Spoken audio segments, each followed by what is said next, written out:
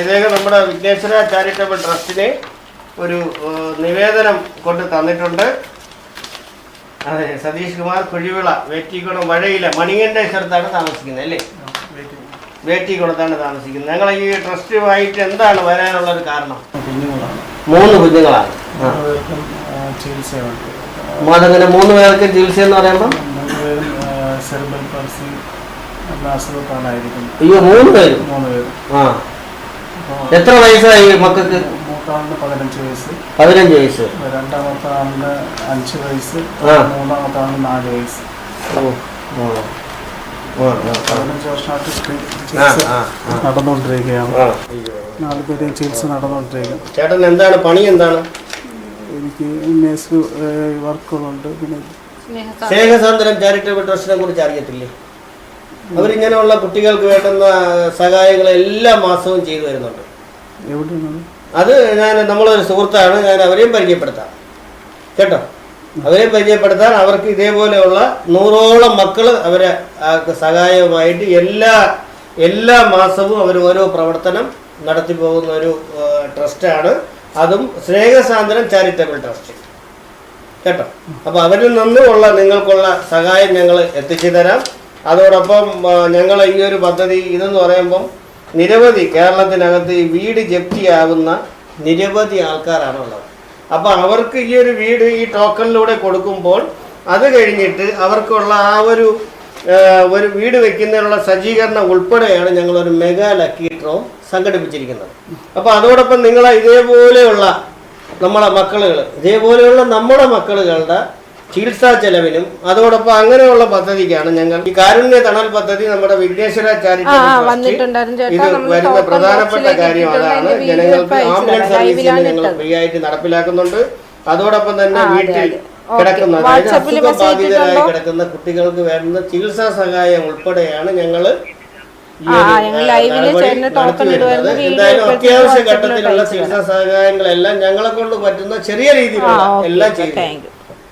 അതപ്പോൾ ചുരുക്കി പറഞ്ഞാൽ ഒരു സഹോദരനായിട്ട് ഇനി നിങ്ങളോടൊപ്പം ദൈവമായിരിക്കും ഞാൻ കണ്ടല്ലോ, നിങ്ങൾ കണ്ടല്ലോ ഇവിടെ അങ്ങോട്ട് നോക്കൂ. ഈ വിളക്ക് ഞങ്ങൾ രാവിലെ കത്തിച്ചാൽ ഈ വിളക്ക് ഞങ്ങൾ വൈകുന്നേരം ഞങ്ങൾ പോവാൻ നേരത്തെ അടയ്ക്കുള്ളൂ. ഈ ഒരു വലിയ വിളക്ക് ഭഗവാൻ എല്ലാവരും ഉണ്ട് ഇവിടെ അല്ലേ? അപ്പോൾ അവിടെ മനുഷ്യനെ തിരിച്ചറിയുന്നവരായിരിക്കണം യഥാർത്ഥ പ്രവർത്തകർ. എന്തായാലും എന്ത് ജോലിക്ക് പോകുന്ന എനിക്ക് ഈ ബിൽഡിങ്ങിന്റെ വർക്ക് എടുത്ത് ചെയ്യുന്നതാണോ അല്ലാതെ അതിന്റെ കൂടെ പണിക്ക് പോകുന്നതാണോ? എടുത്തൊക്കെ ചെയ്യുന്നുണ്ട്. അപ്പൊ സാമ്പത്തികമായിട്ട് നല്ല ഇതുണ്ടോ? വീടൊക്കെ ഉണ്ടോ? സാമ്പത്തികമായിട്ടില്ല. ഇപ്പൊ വീട് ഇല്ല, കുടുംബ വീട്ടിലാണ്. വഴയിലാണ് താമസം അല്ലേ? വഴയില ഇവിടെ പമ്പിന്റെ അടുത്തോ? അത് അവിടെ വഴയില പമ്പിന്റെ അവിടുന്ന് അല്പം മുകളിലോട്ട് കയറുമ്പോഴത്തേക്ക് അവിടുന്ന് റൈറ്റ് സൈഡിൽ കുറച്ച് വീടുകളുണ്ട്. അവിടെയാണ്. ശരി. എന്തായാലും ഞങ്ങൾ തിരക്കി ഇവിടെ വന്നതുകൊണ്ട് ഞങ്ങൾ വന്നില്ലെങ്കിലും ഞങ്ങൾ അറിഞ്ഞിരുന്നെങ്കിൽ ഞങ്ങൾ ചെയ്യാൻ എന്തെങ്കിലും ഞങ്ങളൊരു സഹായം ഈ ഒരു ആശ്രയ സമ്മാന പെരുമഴയിൽ ഇതേപോലെയുള്ളവരുടെ കണ്ണീരൊപ്പുന്നതിന് വേണ്ടിയാണ് ജനങ്ങൾ ഞങ്ങളെ ഈ ഒരു സമ്മാന പദ്ധതിയിലൂടെ സഹായിച്ചുകൊണ്ടിരിക്കുന്നത്. എന്തായാലും ഇതിൽ നിന്നുള്ളൊരു വിഹിതം അല്ലെങ്കിൽ ഇതിൽ നിന്നുള്ളൊരിത് നിങ്ങളുടെ ഈ ഒരു മക്കൾക്കുള്ള അവരുടെ അവരെന്തായാലും നമ്മുടെ സാധാരണ മക്കളെ കണക്ക് അവർ ഈ ഭൂമിയിൽ റെഡിയായി വരും കേട്ടോ. സ്നേഹസാന്ദ്രം ചാരിറ്റബിൾ ട്രസ്റ്റ് ഈ ഒരു കാരുണ്യം മാത്രം ചെയ്യുന്നതാണ്. അപ്പോൾ അതിൻ്റെ ഉടയൻ്റെ മകളും അതേപോലെയുള്ള ഒരാളാണ്.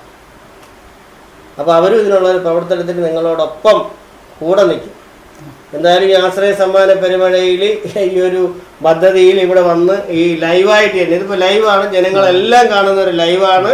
അപ്പോൾ ഇദ്ദേഹം ഞങ്ങളുടെ തിരുവനന്തപുരം ജില്ലയിൽ വഴയില അല്ലേ? അതെ, വഴയിലുള്ളൊരു വ്യക്തിയാണ് അദ്ദേഹം. സാധാരണ കൂലിപ്പണിക്കൊക്കെ പോകുന്ന ഒരാളാണ്. അദ്ദേഹത്തിൻ്റെ 3 മക്കൾക്കും അല്ലേ? അതെ, 3 മക്കൾക്കും സുഖമില്ലാത്തത് ഒരു അവസ്ഥയാണ്. ഇദ്ദേഹത്തിൻ്റെ 3 മക്കളല്ല, ഞങ്ങളുടെ മക്കളും കൂടിയാണ് അദ്ദേഹം ഞങ്ങളുടെ അടുത്ത് വരുമ്പോൾ വിഘ്നേശ്വര ചാരിറ്റബിൾ ട്രസ്റ്റിൻ്റെയും EMTV ന്യൂസിൻ്റെയും സാന്നിധ്യത്തിൽ അദ്ദേഹം ഇവിടെ വരുമ്പോൾ ഞങ്ങളുടെ മക്കളാണ് ഇനി അവർക്ക് പറ്റുന്ന ഞങ്ങളെ കൊണ്ട് പറ്റുന്ന എല്ലാ സഹായങ്ങളും ഞങ്ങൾ സത്യസന്ധമായി ഭഗവാന്റെ മുന്നേ വെച്ച് തന്നെ പറയാം. ഞങ്ങളെ കൊണ്ട് പറ്റുന്നത് ഞങ്ങൾ ചെയ്യും. ഏത് കാര്യം ഉണ്ടെങ്കിലും ഞങ്ങൾ മടി കൂടാതെ ഞങ്ങളെ അറിയിക്കണം. ഓക്കെ, എന്തായാലും ഞാൻ ഇത് ലൈവ് ഒന്ന് കഴിഞ്ഞിട്ട് നമുക്കൊന്നും കൂടെ ഇരുന്ന് സംസാരിക്കാം.